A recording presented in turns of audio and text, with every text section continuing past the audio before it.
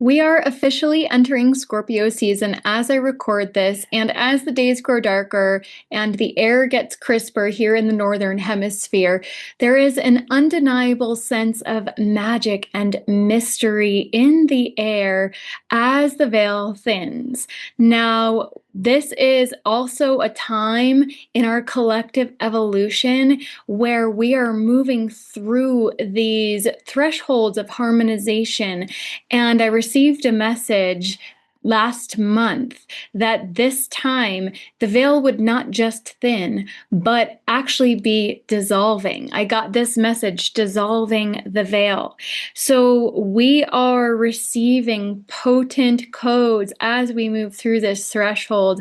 And what I would like to do in this episode here on Heart of Truth is really anchor in to the origins of this time of year, the holidays, the holy day of Samhain, the pagan origin of Halloween, its pagan roots, and the different festivals around the world that really honor the ancestors and this thinning of the veil, but also the distorted rituals that have come through, really distinguishing the purer pagan traditions from the distorted rituals, getting into black magic as well.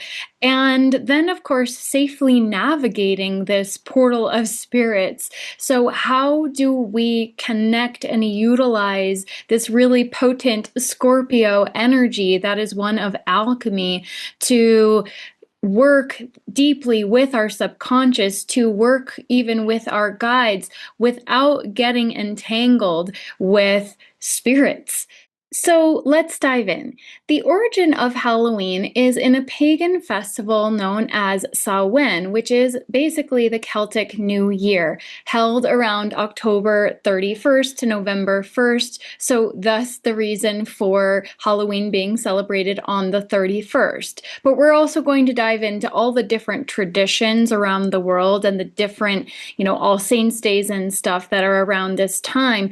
But Samhain itself, like most of the these solar holy days, the holidays that follow the solar calendar, the equinoxes, the solstices, and the cross-quarter holy days, there is a portal energy based on the lunation and the solar alignment. So solar Samhain this year, for example, is November 6th. And it's basically 6 weeks between the equinox, solar Samhain, and 6 weeks between solar Samhain and winter solstice. So Samhain is a festival that honors the end of the harvest, but also the ancestors that have passed. So the veil between the world of the living and the dead thins, as it's the time of year where the veil between the world of the living and the spirit world is believed to be the thinnest. And this allows for interaction with ancestors who have passed, with the dead, with the deceased, and spirits of loved ones. So of course, naturally, as the veil thins and people are opening up to the spirit world, this has become a time synonymous with ghosts and hauntings and magic, of course, as well. There is this obsession with magic and myth in our modern society that denies the reality of its existence. However, the consciousness of so many has been captured by the likes of Harry Potter, for example.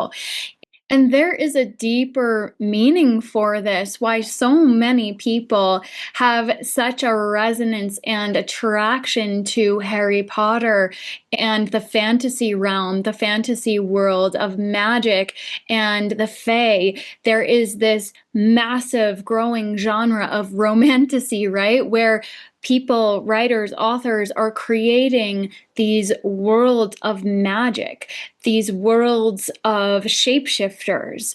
And it's drawing in so many, not just because the stories are fun and intriguing and the worlds that are built are beautiful, but it's because it's stirring a deeper essence within, a deeper essence of remembrance of the elemental coding and the elemental magic so many of us contain.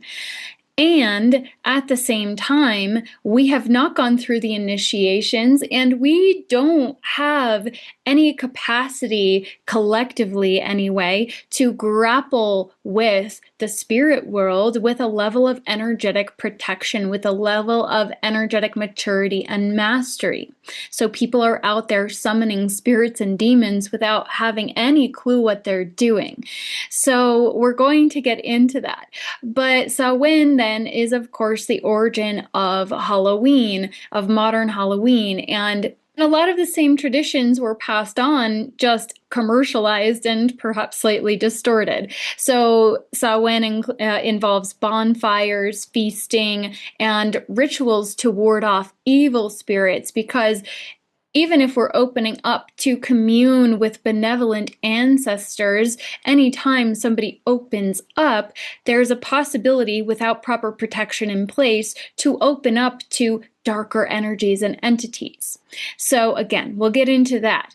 But this is a crucial turning point in the wheel of the year. And according to Celtic tradition, they actually did see this as the new year because it marked the end of the harvest. So this was the start of the darker half of the year, where they would give deep honor for the previous abundance of the year.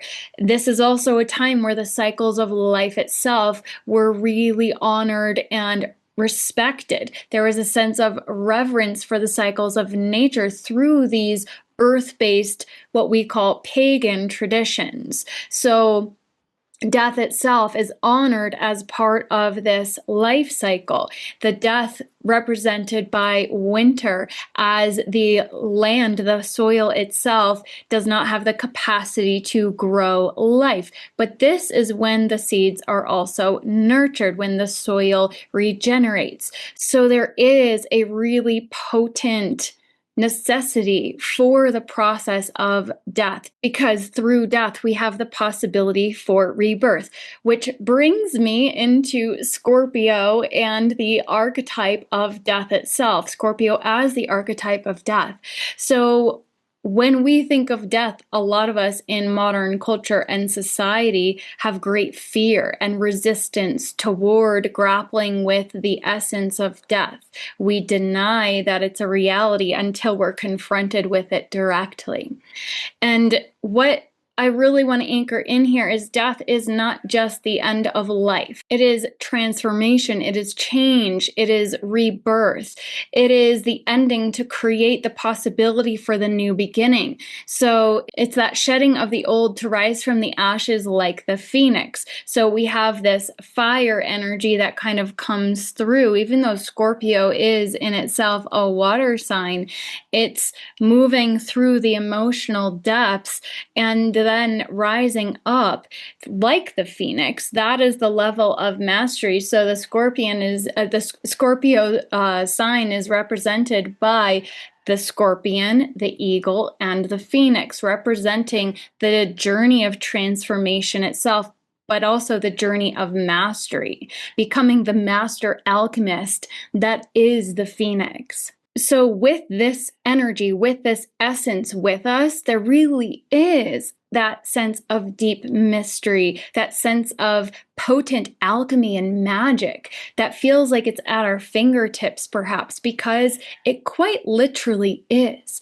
We're just being called into deeper remembrance to remember, to bring the pieces of ourselves back together in order to access these codes and these gifts, the clairsentience, the clairvoyance, all of the different psychic abilities too are being honed as we do this work. So they're coming online the more that we allow ourselves to come inward, to shed the illusions and the layers that had us forget who we truly are, our psychic gifts, our healing abilities. And a lot of that has come through our ancestral lineage. It's just been suppressed, which leads me into Dia de los Muertos, Day of the Dead, in Mexico. I am currently here in Mexico, and it's a festival where families make offerings to honor the deceased, but it's really a celebration of life and death, not really a mourning. So there is this celebratory essence to it, and you see the skulls with the flowers, and the flowers create this pathway, this passageway for the dead to transition and to cross over. So it's a deep honoring. There is ritual and altar involved, the skulls representing the deceased, and items representing the elements are placed on the altar to assist with the spirits, to nourish them, to assist in their passing. So there is roots in Aztec traditions, which could arguably be considered pagan, as they were more earth-based, more connected to the cycles of nature. But it was also blended with Spanish Catholic cultural traditions. So along with offerings of food and the flowers and the skulls, they often use copal, which is incense that has this purification essence that is used year-round in ceremonies and such, but it also symbolizes the transformation of physical into spirit, and the rising smoke is meant to bring the prayers to the heavens, to carry the prayers to the spirit world. But it also is practical in that it is meant to be a purifier for the environment, which can help ward off any evil spirits. So there is nothing inherently evil about the honoring of the dead, even though there are skulls and this aspect of connecting with the spirits that some people might cast as demonic in and of itself. But it is very much not when done with a pure heart, pure intentions, and energetic protection. So then we also have more Northern European and Nordic parallels to Samhain. So we have All Saints' Day, All Hallows' Eve, so Christian feasts influenced by the Celtic harvest. I also just want to mention here that most Christian holidays were rooted in pagan holy days, a lot of them being Celtic in origin. In the Celtic harvest festivals, for example, especially Christmas, Yule, and Easter, right? So there were slight distortions there, but there very much are obvious pagan connections in the Christian traditions when you really look at them. I've looked a lot at the Yule and Christmas connections myself in past videos and such, but who knows, this year maybe I'll go a level deeper with it. So All Saints' Day, which is November 1st, is also known as All Hallows' Day, the Feast of All Saints, the Feast of All Hallows, the Solemnity of All Saints, Hallowmas, and it's basically honoring the saints of the church, and then it's followed by All Souls' Day on November 2nd. So there's a lot of parallels here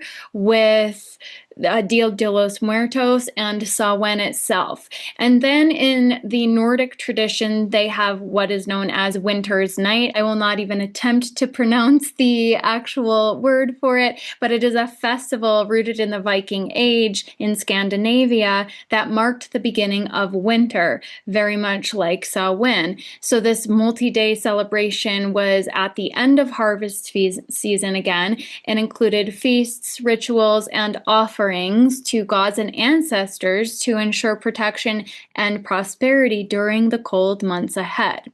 So we can see loads of parallels here, of course. And yes, there is very much this shamanistic as well as animistic mindset of these early people being displayed through these rituals that they felt that they needed to do, these offerings to the ancestors, to the spirits, right? It's an honoring and a reverence to move through the traditions in these ways. Is it necessary in order to maintain a connection and the the favor of God? I don't necessarily believe so myself, but we can see that when somebody is working with these cycles, these natural holy days, and operating in communion with the cycles of nature, it's simply a way to bring that sense of connection and that reverence to this existence, to this life, and to earth, and to God, and to whatever else you feel like you want to honor, whether it's the ancestors or your family. And so there's actually something quite beautiful in it when done with a pure intention. And so to get back into the more magical and mystical aspects of it, it was also a time of divination with simple rituals that might have involved fruits like apples or hazelnuts or something to learn possibly about one's future love life, perhaps. And people would, in fact, wear costumes a lot of the time, often made of animal skins. And the purpose of this was actually to disguise themselves from roaming spirits and fairies. So they were well aware that there were not just benevolent spirits out there, but also less benevolent, perhaps malevolent spirits if they weren't properly protected. Now, is there some superstition involved with that? Perhaps. But this then is the origin of costumes for Halloween, of course. So Halloween is now very much associated with the more darker and distorted archetype of the witch, the vampire, as well as magic generally, right? And it's really this connotation with the underworld, like skulls and skeletons we see everywhere. And there's a lot of truth in that, because there is this connection with the ancestors, of course, through all of these pagan traditions. However, the thinning of the veil is really a time for deep introspection, reflection, dreaming, visioning, and honoring the ancestors. So like that Scorpionic energy, it's about confronting the shadow aspects of self and of life, the darker hidden parts of the subconscious, and alchemizing it for the purpose of transformation. And then we get into the symbol of the cauldron. So the cauldron is where the alchemical brew was brewed, healing potions, perhaps. So again, through the divination, through the creation of potions, or even just stews, there's still this kind of shamanistic quality. There's a very deep shamanic essence to this time of year and to a lot of the traditions associated with it.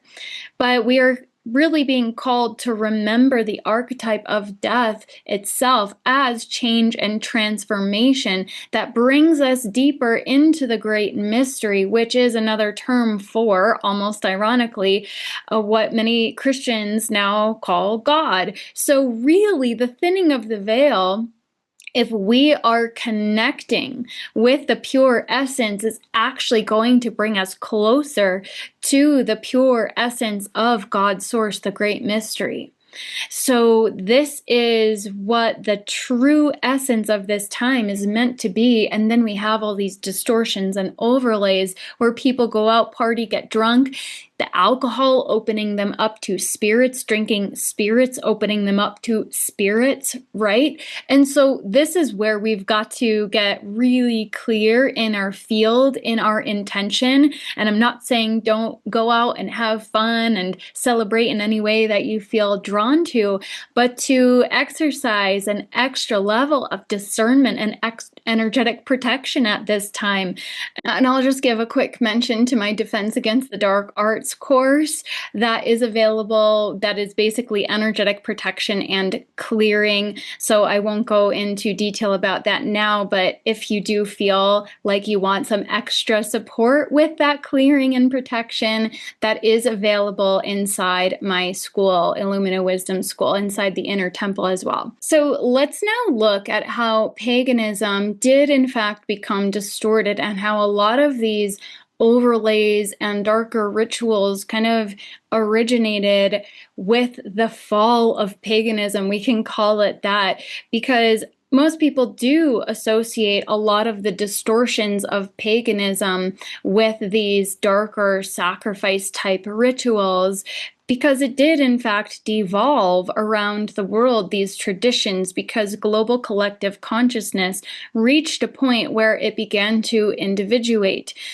The ancient traditions were more collectivist in nature, in the literal sense of how they operated on an energetic capacity and through their consciousness. They were less individuated. And as they individuated and came deeper into form and into individual mind consciousness and awareness, the traditions became inverted, distorted, co-opted, corrupted, and pagan rituals themselves were twisted, distorted, and black magic and dark rituals did come to be during that pre-Christ pagan period of humanity. However, I again want to really reiterate that it wasn't always like that. These pagan traditions had their golden age, if you will. There's the golden ages for each epoch.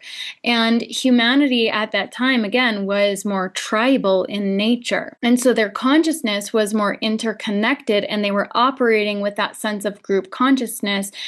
So people could actually see beyond the veil in a way that we can't collectively right now. More and more people are reawakening that capacity, that ability, but they were able to perceive the elementals, and they were, in fact, far more clairvoyant collectively than we are now. But then the pagan traditions, rituals devolved into sacrifice, and blood sacrifice. There is nothing divine about that. To be very clear, the spilling of blood, whether it be a human or an animal, there is nothing called for in the sense of anchoring into the frequency of pure sacred divinity.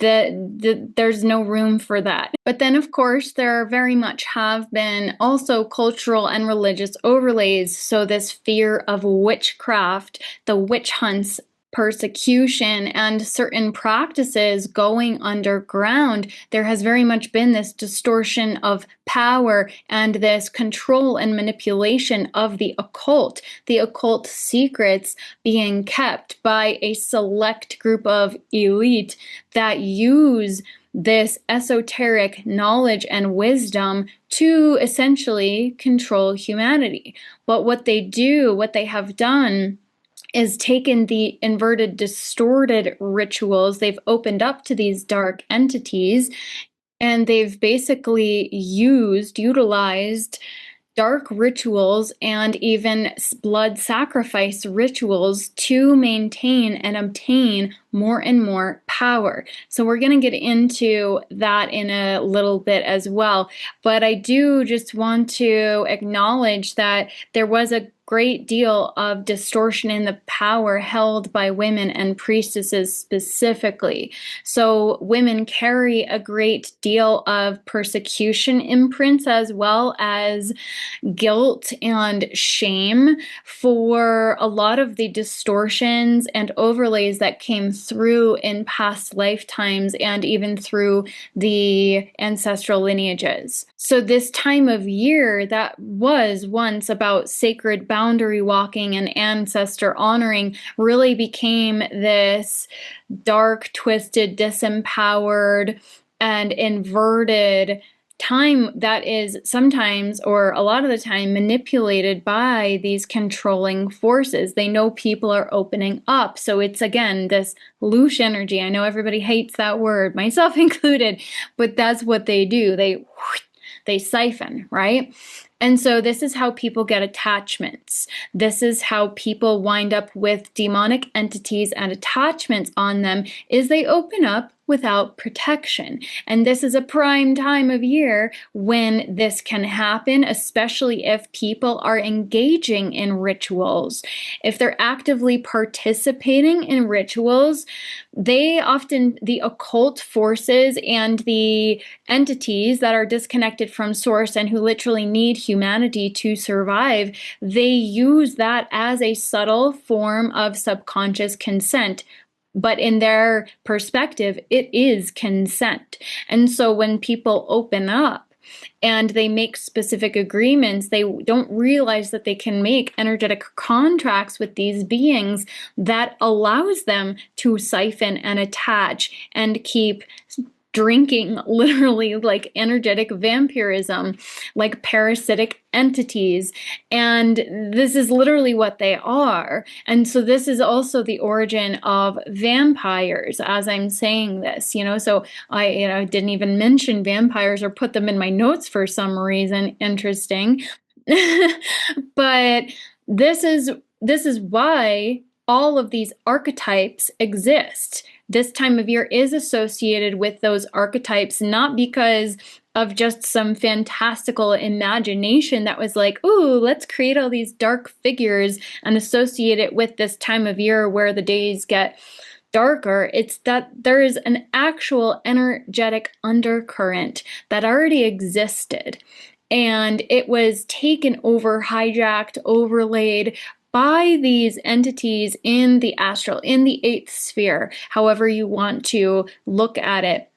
Some of them are, in fact, AI clones and such. And these, they appear to be benevolent beings like archangels and gods and goddesses of the different pantheons. But they're actually fallen versions, or they're literal AI clones of the original essence. And people don't know because they don't have the awareness, the discernment, the proper energetic protection in place. So this is a really good time to refine our clairs, our psychic abilities, and our discernment above all, and to anchor into our energetic protection and sovereignty. So the golden age of paganism, they really were connected with the elementals, the rhythms and cycles of nature, the movements of the sun, and they could see these beings, these angels that they often would perceive as gods.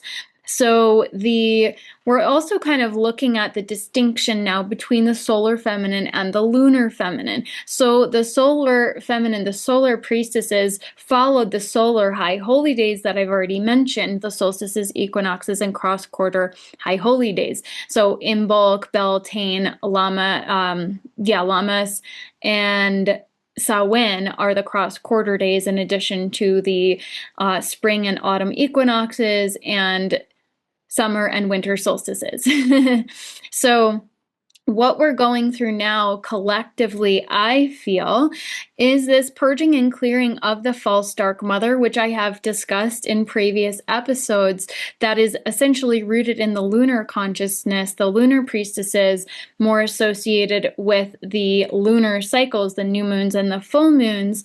And what occurs with that is that the moon, and again, I've discussed this before, but is a false light. It's not stellar light or solar light that is ultraviolet. It is a reflection of light.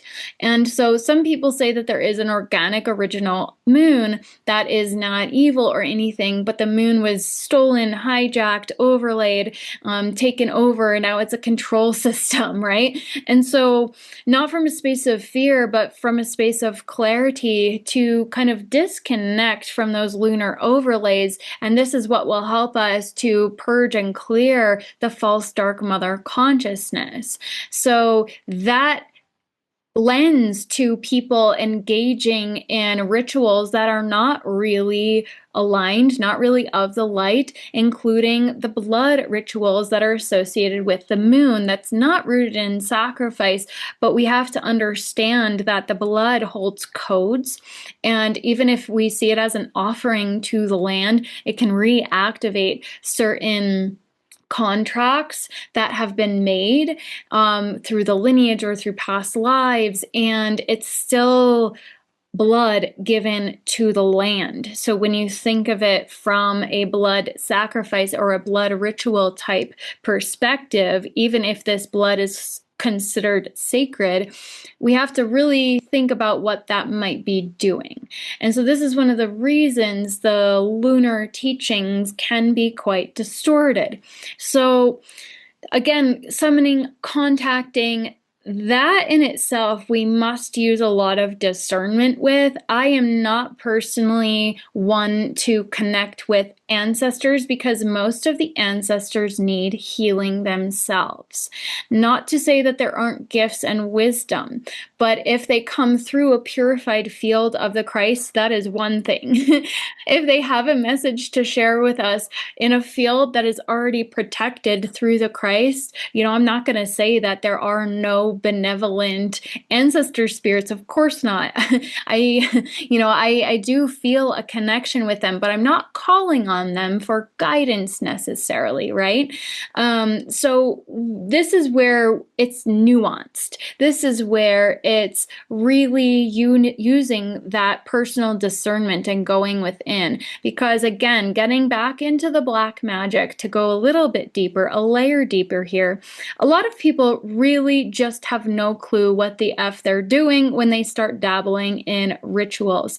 And I mean even the most mundane little love spells. People don't understand that when they engage in this kind of thing, they are essentially engaging in practices. So a love spell for just general love might not be, that might be genuinely white magic if it's done in an appropriate manner.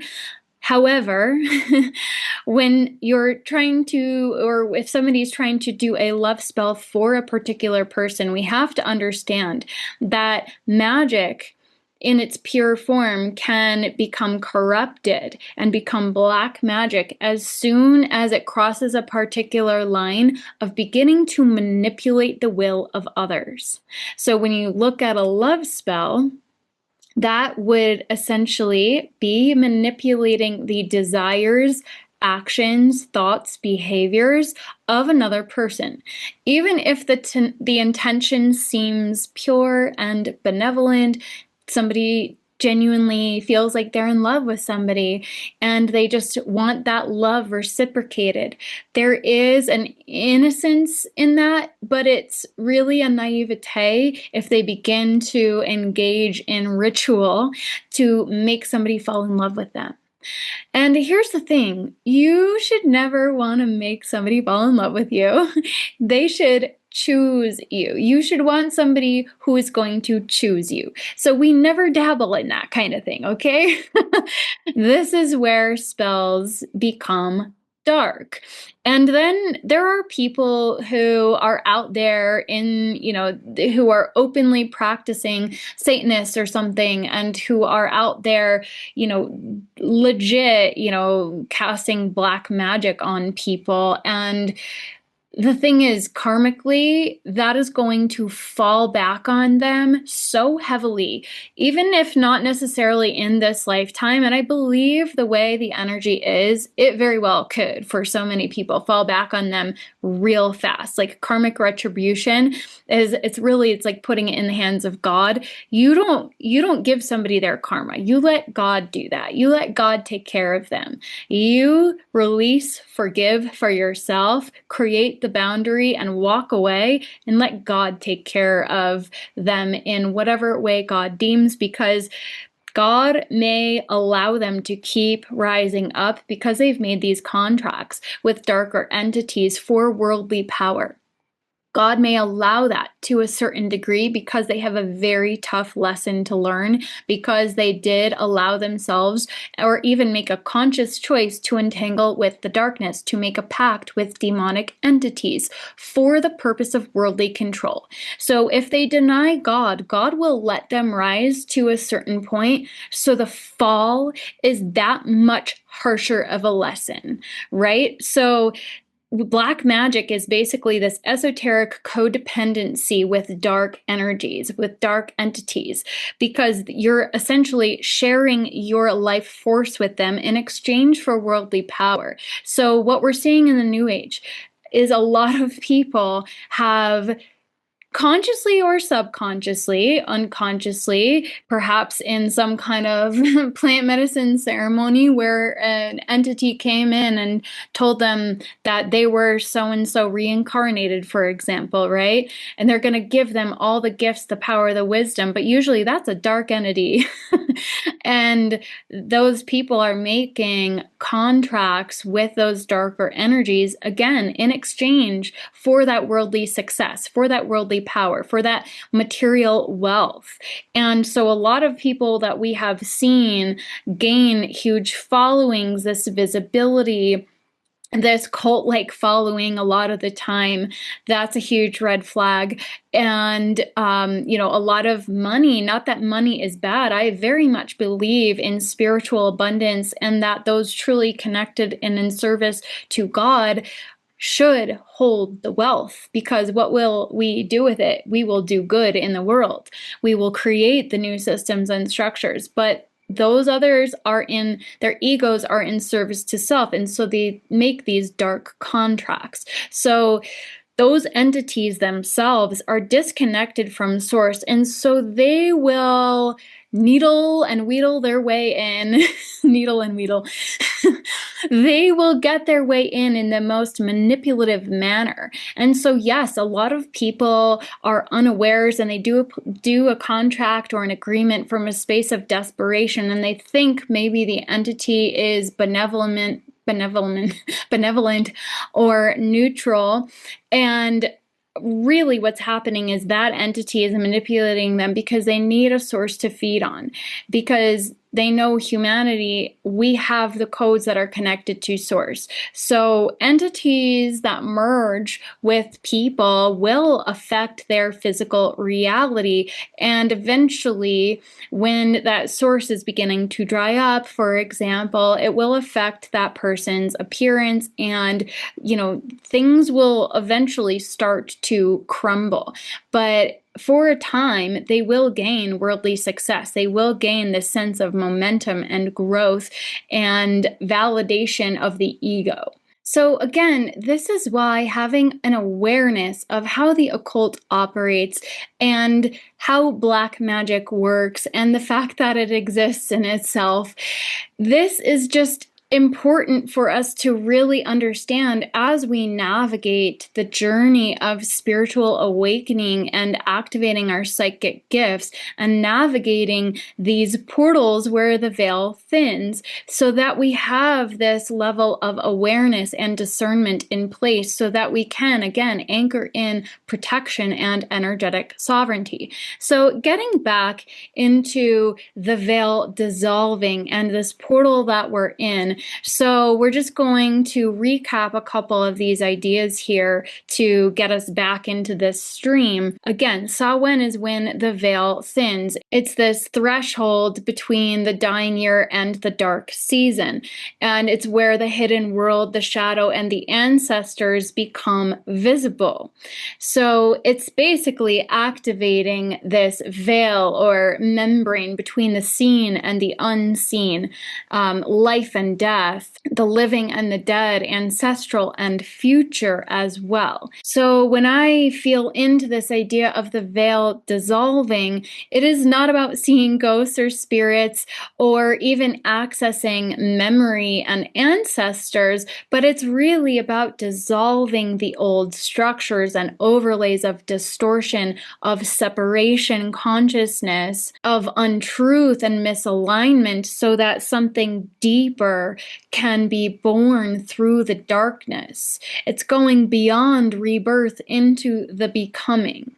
And so this threshold becomes really incredibly potent when we anchor into the true, pure alchemy that is available to us. So again, specifically, I've been seeing this dissolution of separation consciousness and dark mother imprinting. So as the veil thins, these hidden distortions are coming up to the surface. In order for the Holy Mother to return, she needs space to be able to anchor in. So our vessels are needing to purge and purify any aspects of us that are holding on to wounds and imprints of the Dark Mother. So these distortions in the feminine current, in ancestral lineage and pain, these false mother overlays are becoming more present in our conscious awareness and our collective psyche and body field. So again, this is not about fear, but about recognizing that we cannot heal what we cannot face. It is surfacing, the darkness is surfacing,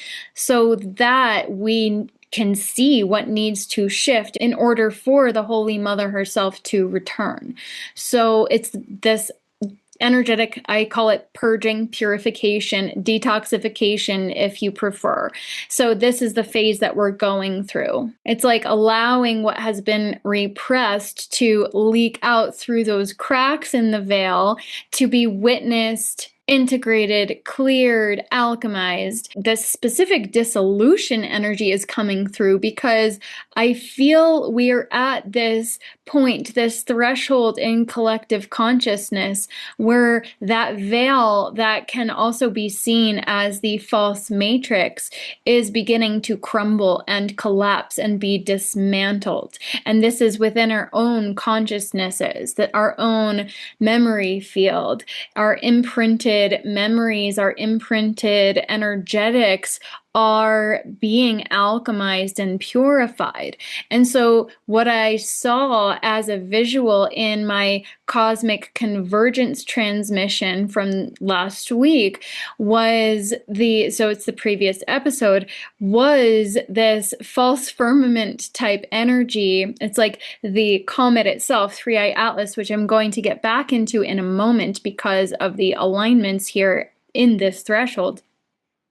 I saw it coming through and like burning through the veil, the false firmament, but that fire of alchemy, this rainbow fire of alchemy that kind of burned through the veil, so it completely dissipated or dissolved. And it was through this rainbow light energy where it just kind of like shriveled up and dissipated and disappeared. So I hope that visual kind of makes sense. Sometimes, or always, it's hard to convey in words. But Three-Eye Atlas is, in fact, coming to perihelion on October 29th. That means its closest approach to the sun is October 29th, 2 days before Halloween, and Samhain, and this entire portal of days, Dia de los Muertos, so on and so forth. So when a celestial body gets closest to the sun, it's called the perihelion. And so what is this doing? It is activating our solar consciousness to help dissolve the lunar overlays. And I won't get too much deeper into this, just to re-anchor that energetic essence, because I did go into it in a full episode, a full transmission last week with that beautiful guided meditation that came through. But as I was saying, is this Holy Mother energy that's coming through with this comet that they've named Atlas. So we can look at it through both lenses. Interesting naming. So it's like we're releasing the burdens of carrying the weight of the world on Atlas's shoulders, right? So that could be part of this energy that we're moving through, but also restoring that essence of the true divine feminine into our solar awareness, into our solar consciousness. And then just days later, while we're still in this portal, the Samhain portal, Three-Eye Atlas passes by Venus on November 3rd. And Venus, of course, is the planet of beauty and love and abundance. And she is associated with the heart. So her energies become more prominent, they become more amplified. So this feminine, divine feminine essence of beauty is going to be amplified. Those heart frequency love energies are going to be amplified. So these codes of resonance are going to be working through the collective field as well. And up until these dates, we're moving through these timeline convergences. So October, the very end of October, we're moving through these incredible energies of harmonization, actually. And so it's a fascinating time, but combining this with this idea of the Samhain portal, we have this really potent threshold where we have the opportunity to clear old internal support structures that were rooted in the false paradigm and dissolve this separation consciousness as we're opening to receive the feminine codes of love and grace. So it's quite magical. Getting back into the idea of magic, it's quite magical in the divine orchestration and the harmonic symphony of the spheres that we're experiencing, right? While we're moving through this, though, of course, anytime we go through a clearing and an upgrade, we can feel that as pressure on the system, as exhaustion. And so, yes, this is a time when people have a lot of parties and people like to dress up and have fun, but just honor your own rhythm and allow yourself time and space for reflection and tune inward. Because what is then coming through with that Venus energy is this receptivity and blossoming. And that's coming 3 days prior to solar Samhain, when I'm hosting the full activation, Dissolving the Veil, through the inner temple. And it's available on its own for anybody who is interested. I welcome you to join that, because we're going to go deeper into these energetics to assist with that clearing and integration of the separation consciousness energies. So we're going to work with the Dark Mother overlays and any aspects of self that are still operating in that energy of separation. And then that's leading into the cosmic womb for all the women out there. That serves as the opening, but we formally begin on 11/11. And you probably won't believe this, but I actually didn't even intentionally pick 11/11. I just looked at the calendar and I was like, these dates feel right. And then it turned out that it was the first Tuesday after solar Samhain, happened to be November 11th, and I literally picked the date without even registering 11/11. I was like, well, that's interesting. So that's going to go really deep into anchoring the Holy Mother, restoring the nervous system and the throat and the womb, the creation centers in particular. Those links will be in the description below if you'd like to join. So during this threshold, this time period, people may experience enhanced dream activity, waking nightmares, even as that ancestral energy or past life memory is coming up, as well as ancestral memory surfacing, whether in waking or dream time. Also sudden emotional surges. So if you're feeling a lot of intense emotion, that's scorpionic energy coming through, that Scorpio essence. It could even feel like rage or sadness or grief or something like that. And it sometimes could even feel like it's not even your own. You might be processing for your ancestors or something as a lineage healer. You might experience body aches that connect to places of trauma, like the womb, the heart, the throat, or something like that, So just trust the process. Give yourself a lot of grace. You may feel a strong desire or impulse to withdraw, to seek silence. This is part of the inversion and distortion, is they have this energy of pulling us outside of ourselves on a lot of these sacred thresholds, these sacred portal days that we're being kind of forced to open up through festivities and parties and drinking, specifically thinking about New Year's Eve and Christmas and and Samhain. This is really a time to go inward, and then they culturally have this overlay of having us open up in a literal way. So this is a time to actually seek solitude if you're feeling that call. But of course, always in balance. If you want to go out and have fun and dance, by all means. But, again, just have your protection in place. You might also experience flashes of insight, of beauty and synchronicity, as well as this opening and expansion energy, because those blocks are clearing and it's allowing your energy to flow and those codes to activate. So this is, the threshold brings us through this process. And when we navigate it with sovereignty, then it can be incredibly potent. We can anchor into a higher self version. We can begin to embody that higher self, step onto a new timeline. And this isn't just, about, quantum leaping and stuff like that. This is the actual esoteric manner in which we do that is we do the shadow work and clearing and integration of the codes. And this is how we then begin to shift our reality in an actual, genuine, sustainable way. So just to cap this off with a little bit of that discernment, energetic protection, and sovereignty. So again, what happens when people attempt to contact spirits without being grounded in discernment is they can open doorways, portals to these darker energies without knowing what they're doing and make unwitting contracts. Their boundaries can get crossed. They can create binding cords, basically, or just wind up with attachments or become manipulated by these lower frequency entities.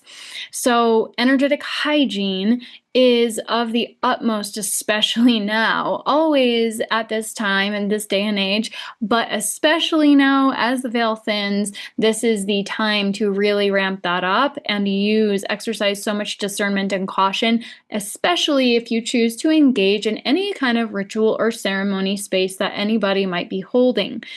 Trust, just, are they anchoring into the Christ, protecting it in that field first and foremost, right? So call in your shielding, Holy Mother, Holy Father, God. I do the diamond shield. I also teach that in the Defense Against the Dark Arts course, Energetic Sovereignty and Protection. And yes, this is a good time to do cord clearing and, breath work and things like that, and just really ramp up on your energetic and somatic, your own rituals that are just rooted in nourishing your body above all. So body-based grounding techniques such as breath work and grounding on the earth itself, right? And rooting into your root and your womb. So to wrap this up, Samhain is not just some spooky night of myth and magic. It is a living threshold between worlds. And when we learn to navigate it with energetic sovereignty, we can then learn to walk between those worlds without losing ourselves. So I again invite you into the Dissolving the Veil activation and ceremonial space that I will be hosting on Solar Samhain, with a great deal of energetic protection in place as always. And for the ladies, I invite you into the Cosmic Womb, which again opens with Solar Samhain, but it is this 6-week journey deep into our wombs to restore it with crystalline consciousness and essence, and to restore the triple flame, to reactivate the triple flame, the mind, the heart, and the womb, to restore that connection and that essence, to allow that Holy Mother frequency to become restored within us, so that we become the living, breathing, walking vessels of divine creation. Thank you so much to all of you who have been on this journey with me. I'm sending you a lot of love. I so appreciate the likes, subscribes, comments, shares. How are you feeling in these energies? Tell me below, and feel free to share this with anybody you feel may resonate. It really helps to get these messages out there. And I am just sending you all so much love once again, onward and upward in love and light as we journey home to the heart of truth, and I'll see you in the next episode. Thank you for tuning in to the Heart of Truth podcast with your host, Amanda Erin Kelly. If you enjoyed this episode, please consider leaving a rating or review on your favorite platform. And if you'd like to go deeper, grab your copy of my book, Let There Be Light, and join us inside the free community in Illumina Wisdom School, where you can access free resources to jumpstart your journey, such as a higher self activation and the Body Temple Blueprint Masterclass, as well as explore the plethora of resources, including Awakening Fundamentals and Luminary, my signature path to wholeness and mastery, to help you become your own healer and sovereign authority. You can access everything at thisartcalledlife.com or find the links down in the show notes below. Until next time, onward and upward in love and light as we journey home to the heart of truth.